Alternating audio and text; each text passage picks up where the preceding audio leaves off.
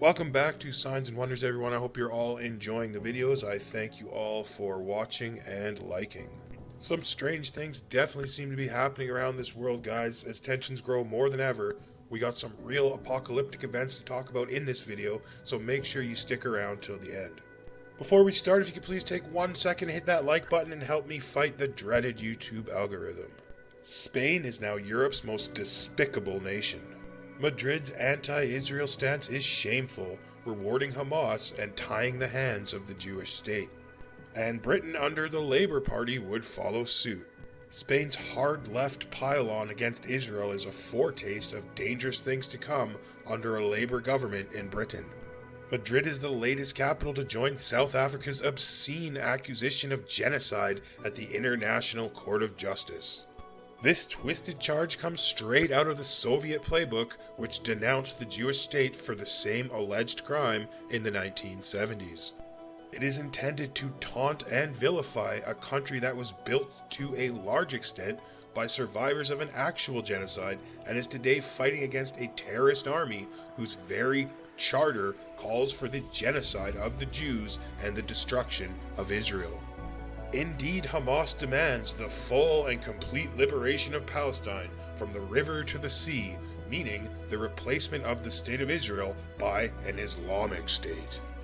These words, often heard from the dirty, disgusting mouth of Yahya Sinwar, the terrorist leader who planned the atrocious Hamas's slaughter on October 7th, were precisely echoed the other day by Spain's Deputy Prime Minister, Yolanda Diaz, when she herself opened her dirty, disgusting mouth and said, "From the river to the sea, Palestine will be free."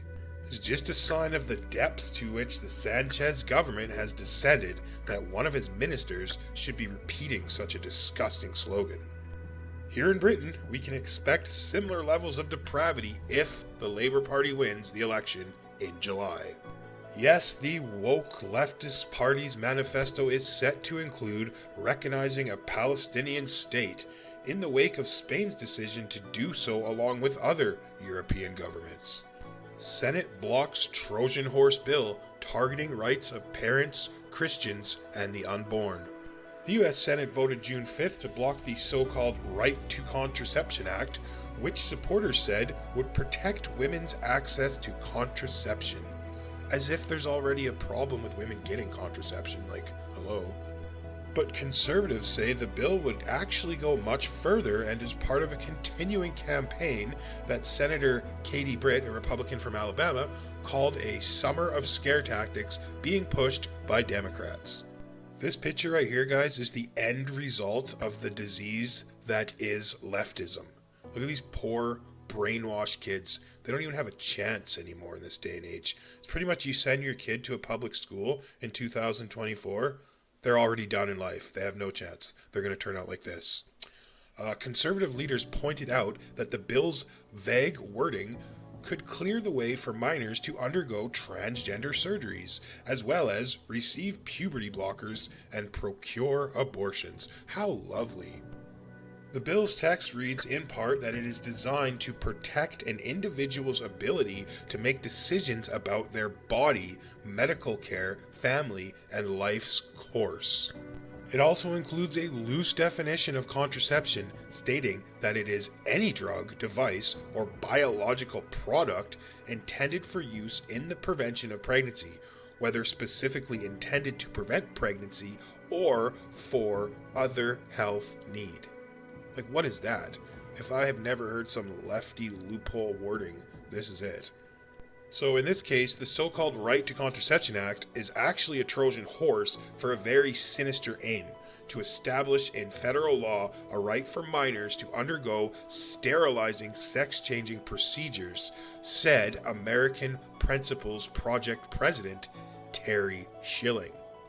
The opening in the text is plain as day.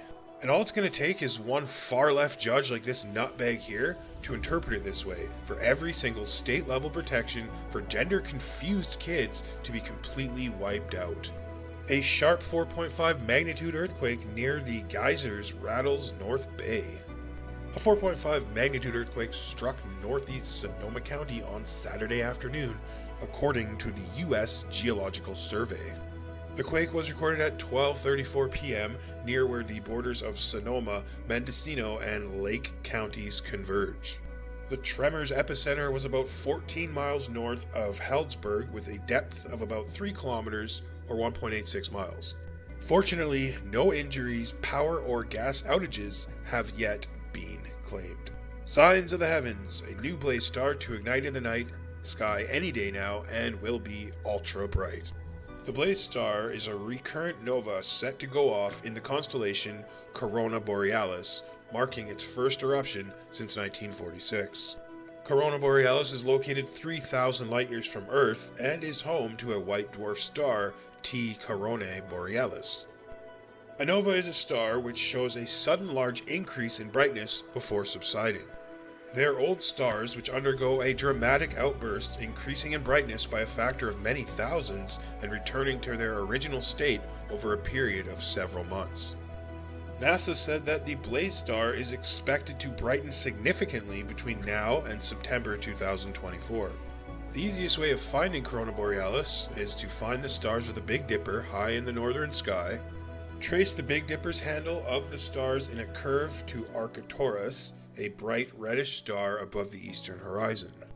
Vega can be seen in the east-northeast, and if you look between Arcturus and Vega slightly closer to Arcturus, you should spot a faint crown of 7 stars, Corona Borealis. 3 Russian Navy ships and a nuclear-powered submarine will arrive at the port of Havana for an official visit next week, the Cuban Armed Forces said in a statement Thursday, confirming the military exercises first disclosed by U.S. officials on Wednesday. The Cuban Revolutionary Armed Forces said the Russian missile frigate Admiral Gorvoshkish and the nuclear sub Kazan, the oil tanker Pashin, and the salvage tug Nikolaya Shikra will arrive on June 12th and stay for a week. The Cuban military said the visit by the Russian Navy ships is part of the friendly relations between the two countries, complies with international law, and does not pose a security threat to the region because none of the ships actually carry nuclear weapons. A U.S. official told McClatchy and the Miami Herald on Wednesday that the exercises are expected to include heightened naval and air activity near the United States, involving both Russian aircraft and combat naval vessels. The first coordinated air and sea exercise by Russia in the Western Hemisphere in 5 years. I don't know about you guys, but if you ask me, that's a little close to home for my liking. Russian Navy warships practicing war games and stuff right off the coast of the United States? Like, is the US going to stand for this? We'll have to see. Well, we are disappointed that Cuba has likely agreed to host visiting Russian ships. We are not surprised, the official said on Thursday. Alright guys, that will do it for today's video. Thank you so much for watching. If you'd like to support the channel in any way or get in contact with me, the best way to do so is in the links in the video description below. Please like and subscribe, and don't forget to turn on all your post notifications so you never miss an upload or live event.